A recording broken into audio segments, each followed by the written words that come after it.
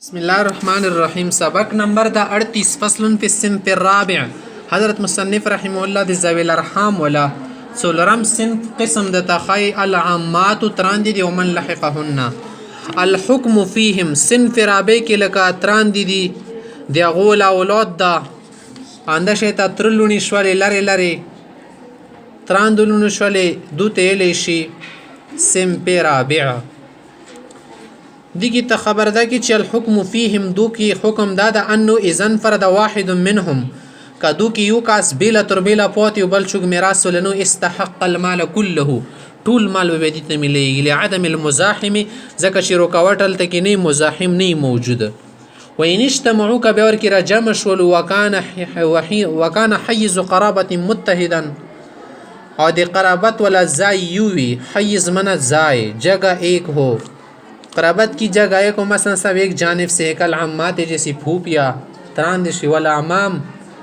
او ترون شولو لأمن دی مور طرفنا او الاخوال یا مماگون شول خالات تراند شي پل اقوى منهم اولا بالاجماع علماء حضرات به اجماع ده چې په دو کې کوم قرابت کې ډیر مضبوط وي قریب وي اعلاوي اقواوي ماغه ته میراث ورکول شي. څه معنا اعني من کان لاب و ام اولا ممن کان لاب یو د فلور مور دوړ طرف هغه ډیر اعلی دی هغه صرف د فلور طرف یو من کان لاب چوک صرف د فلور طرف اولا ممن کان لمن دی هغه چې کوم صرف د مور طرف وي ذکورا کانوا او اناسا مذکر ټول یا مؤنث وي وان کانوا ذکورا و اناسا کبه گاډ وډو مذکر اور کیو مؤنث اور کیو کسان واستوت قرابتهم قرابت کی برابر وي بیا خدا قاعده د چې په ذکر مثل حد الانثيين خذ تسنگل سا او نر تر ډبل سا ک عم و عمه لک تر او ترور دا کلاهما لام د دوړه مور طرف دی نتر ته ډبل ملګي یا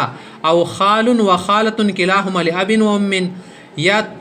مامودا او ترور دا دوړه دی پلار طرف دی او لاب